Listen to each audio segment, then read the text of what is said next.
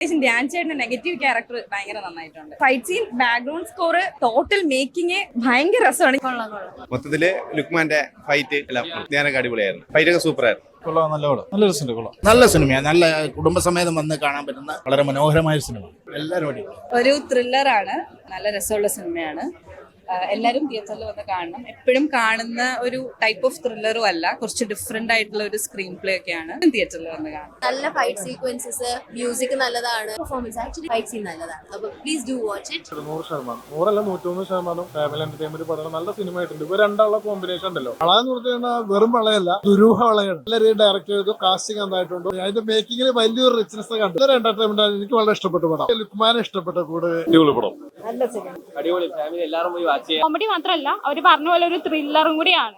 അടിപൊളി സിനിമയാണ്. ബ്രില്യന്റ് ആയിട്ട് പറയേണ്ടത് ഇതിന്റെ ബാക്ക്ഗ്രൗണ്ട് സ്കോറിംഗും പാട്ടുകളുമാണ്. ഗോവിന്ദ് വസന്ത ഇതിലൊരു നിർണായകമായ റോളിലും അദ്ദേഹം വരുന്നുണ്ട്. അതും അദ്ദേഹം നന്നായിട്ട് ചെയ്തിട്ടുണ്ട്.